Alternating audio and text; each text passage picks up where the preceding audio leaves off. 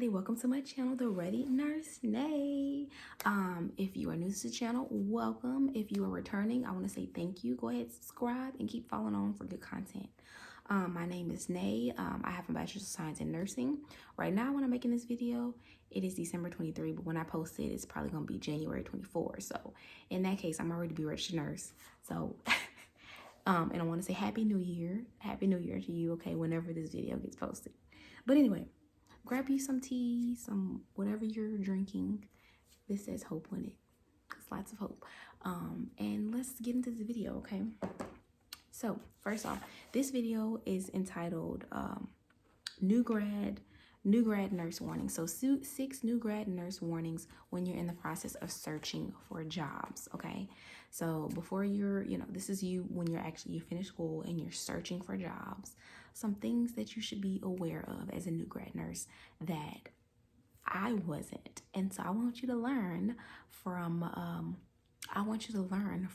my unknowing or mistakes. If you say, I'm not gonna say mistake, unknowing, my unknowing.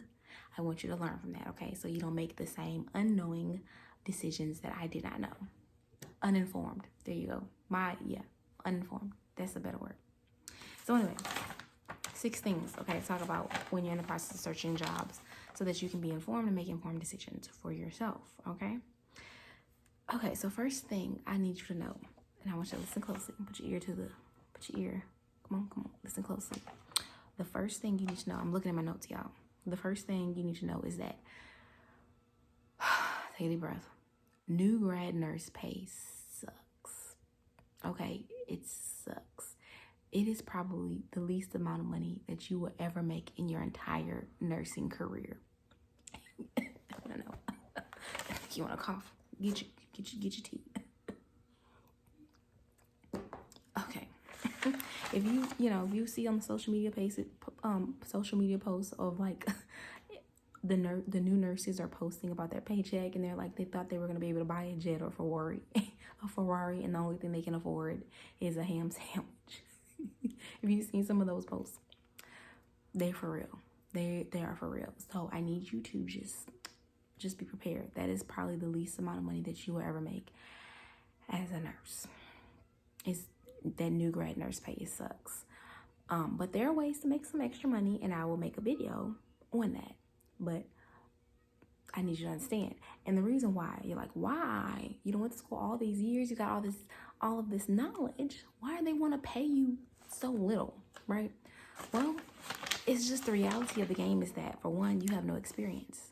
So your first year as a nurse, you have no experience. Like, nursing school doesn't necessarily teach you like how to be a nurse on the floor. They give you the knowledge and prepare you to take the test, the NCLEX, and a good basis of what's needed to work on the floor during your clinicals and stuff. But it's still a different ballgame when you're actually working under your own license and taking care of patients, okay? Depending on the floor, those 6 patients, 7 patients, whatever. It's a different ballgame. And so you have no experience. So that hospital or facility that you're working at has to teach you everything, basically.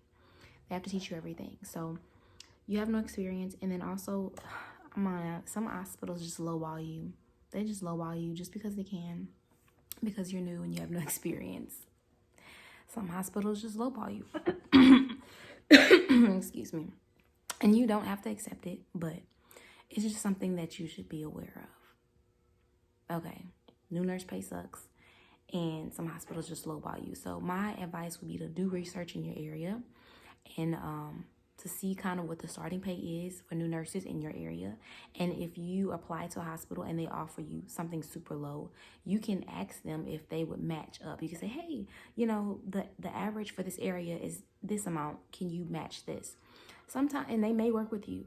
I did that for my job, and they were like, no, the starting pay for new nurses at this company is this. And so I was like, okay, it is what it is. But I just so you don't be, disappointed, because I know when I saw those numbers, and right now, while I'm making this video, but before working in nursing, I work in corporate insurance. And so, in that corporate insurance role that I was in, you did not have to have a degree. So the fact that that corporate insurance job is just a few dollars less than my new grad RN role was kind of like a, oh my God, right? Like, but that's the reality of it. Now, they have some that pay a little bit more.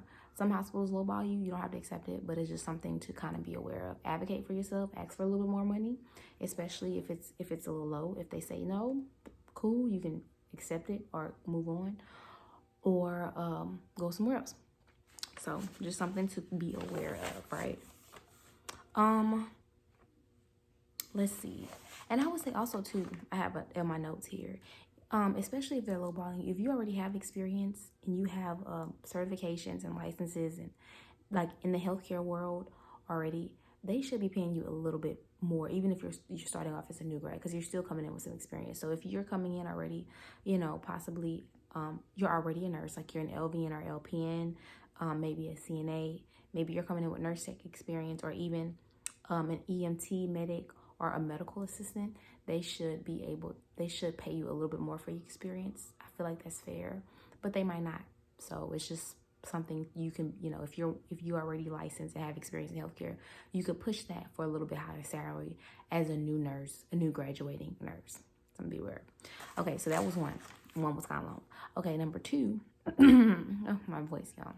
Number two is to beware of the sign-on bonus. Them sign-on bonuses be pretty, y'all. They are beautiful, okay? You telling me $30,000 for 2 years, right? $20,000 for 2 years, $10,000 for 1 year. And this is for new grad nurses. And this is in my area. In other states, I haven't looked in other states, but in other states, it might be more. They are pretty. Imagine you're being a new nurse and you accept a sign-on bonus that says $20,000 for 2 years, and your first paycheck you get is over $20,000. I mean, that's beautiful, right? Doesn't that sound fantastic? Yes, it does. But here's the catch. The catch is if you leave before your time commitment of your sign-on bonus, you have to pay that money back. Sometimes you pay the prorated amount back, which is, you know, they work the math out. And if you worked for, you know, so many months, then you don't have to pay the months back that you worked. You just pay the months back that you left early. But some of them, where I'm working in particular, it doesn't matter when you leave. If you did a 2-year commitment and you leave at a year or year and a half, you still have to pay their full sign-on bonus back.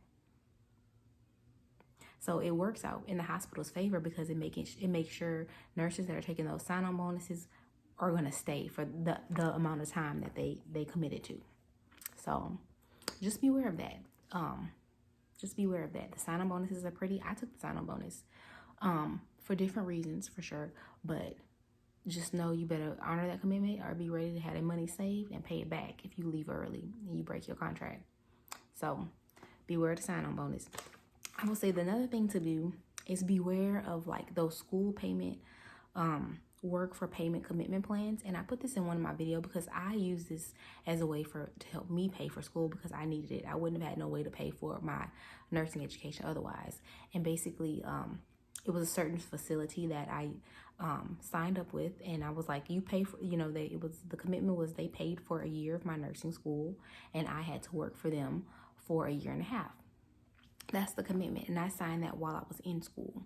But what happens is when you're in school, you're just thinking about paying it off, and sometimes paying for schooling, however you have to. And that, honestly, that makes sense, right? Because you got to pay for it in order to finish your education. But then what happens is you graduate, and now you have to work for this facility, whatever you know, for that time period. And maybe they might force or funnel their new grads through a certain unit or a certain department. And maybe you're not able to work in the specialty that you wanted to work in because you have that commitment with this hospital. So they put you where they want you. So it's just something to be note of. I think it's still a smart way to pay for school, especially, you know, you can use that as a way to pay for school without loans and stuff like that, or if you just need help with paying for school. But it is something just to be aware of. That facility then can place you where they want to place you or where they need you afterwards. And it may not be where you want to be. So just keep note of that. That was number 3. So number 4 is being aware of recruiters.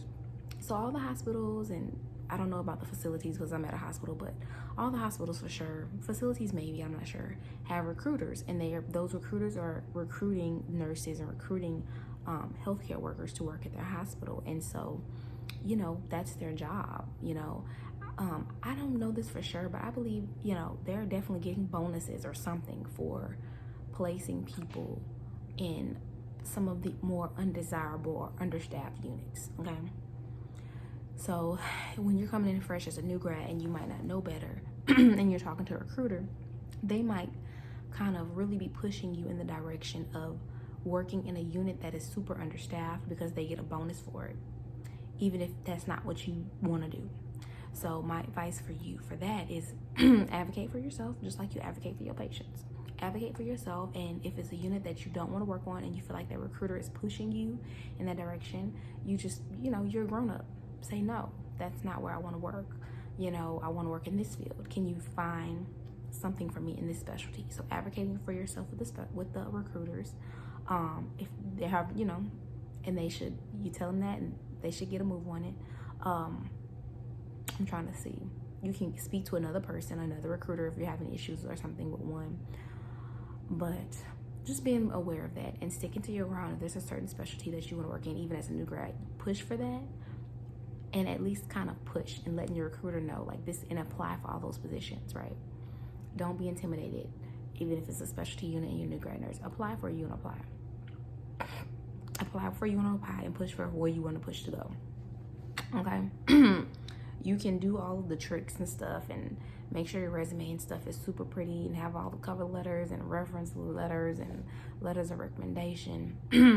All of that can help get your foot in the door and really help you stand out to get you the job that you want to do. So if you're a new grad nurse, push for the specialty that you want to work in, do all the things. If that is that important to you, go for where you want to go.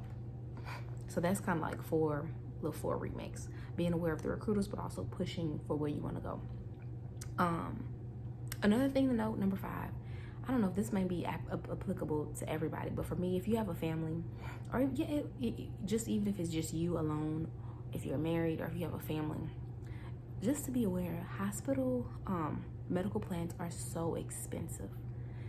Like, I think you would think that like that it's not, it should be like really great and affordable because it's healthcare. When you're working in a hospital in the healthcare field, that you should get some type of discount or something on your medical insurance because you're working at a hospital. No, it is extremely expensive. And not just at the hospital that I'm at, but also a lot of my friends and classmates, they're saying the same thing.